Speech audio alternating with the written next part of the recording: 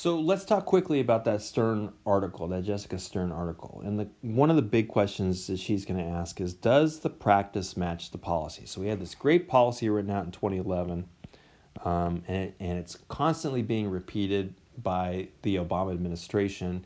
It's a lot more disciplined when it comes to talking about policy than say the Trump administration, which this person might be saying this, Trump might be saying this, and the policy might be saying this.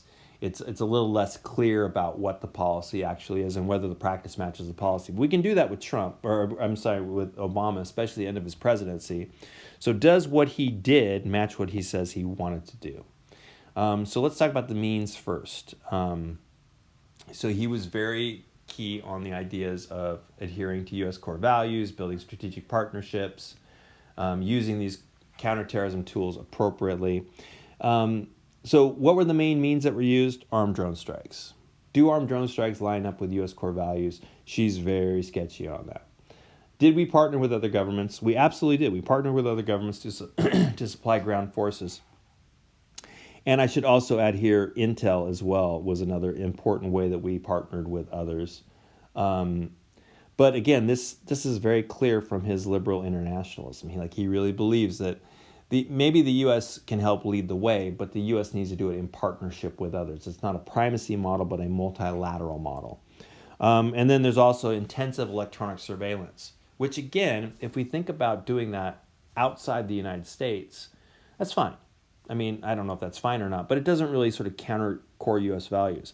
To the extent that this is pointed back inside the United States, does this violate U.S. core values?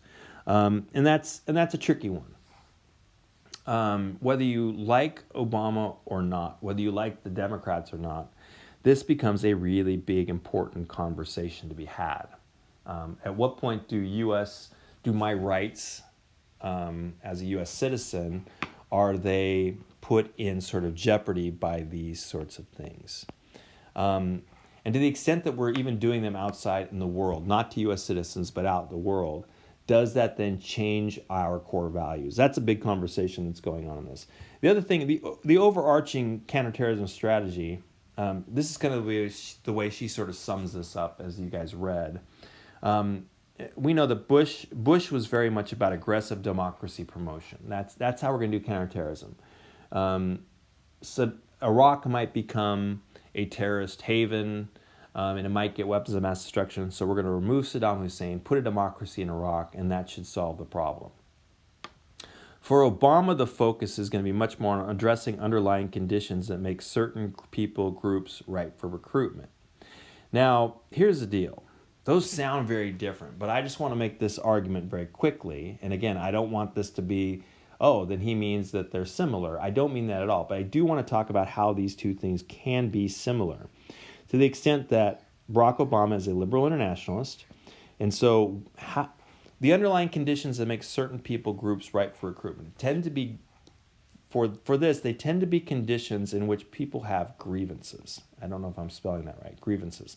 I got some sort of problem, I can't get it fixed, and so I have to turn to other things to solve it. And that's going to be things like crime, it's going to be things like terrorism, et cetera, et cetera. Now, in which sort of societies are you going to have more of these grievances? Well, it's not going to be a big stretch to assume that a liberal internationalist is going to say non-democracies.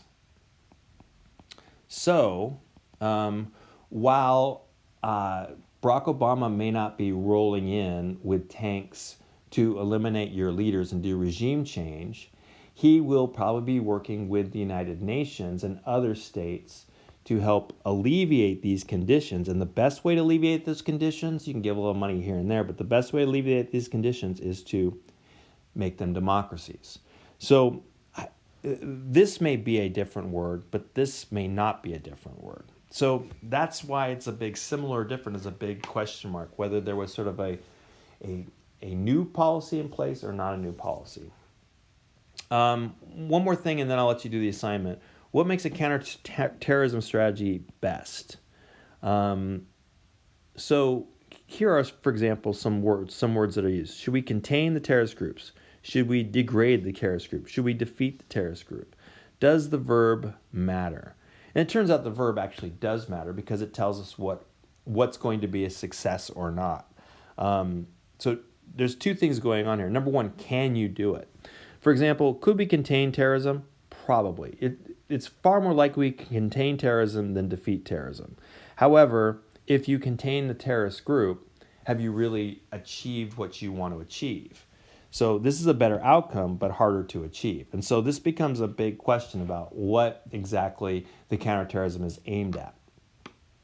Let's ask about means very quickly too. If we're going to use the military, and the United States is definitely going to use the military, like even Barack Obama, who was against the war in Iraq, it has no problem sending armed drone strikes to go blow some things up. Should you use unilateral means or multilateral means? And one of the reasons this is a big question is not just sort of a philosophical question about liberalism or liberal internationalism versus neocons or things like that, but also the question of, if we're talking about terrorism, we're talking about something that is a national security issue. When it comes to solving global poverty, sure, multilateralism. But when it comes to national security, again, if you're a realist, is any other state out in the world caring about U.S. national security? No, they care about their own security. And so should you take that unilateral sort of thing? Like, whether anybody agrees with me or not, if I think they're a problem, I need to get rid of that terrorist group over there. So that's one question. So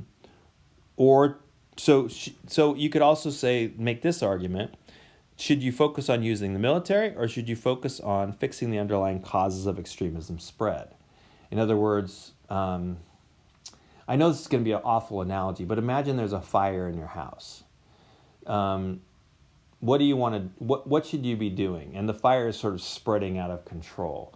Do you put the fire out while it spreads around your house? So I put out the fire in my kitchen and now it's spread to 2 other rooms. That's the military version.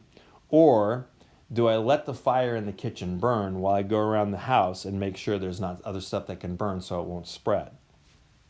There's not a good answer there. Does that make sense? Like, there's not one of those that you say, oh, one is clearly better than the other. It's just not that simple.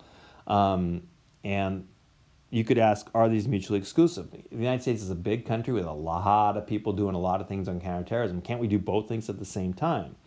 And this comes down to the idea of, if we are doing this, are you causing more of this? If I'm doing this, are you undermining the ability to do this?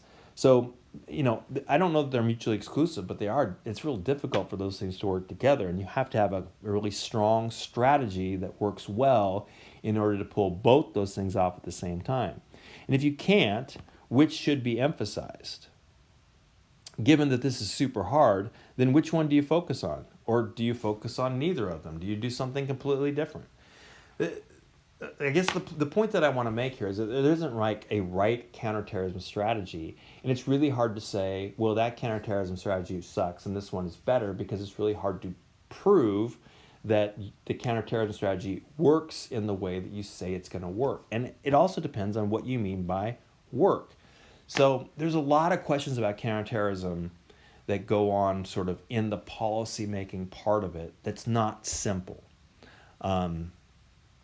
So what you're going to do is you're going to do the assignment, and then that's it. Congratulations on ending week 3. I will see you next week.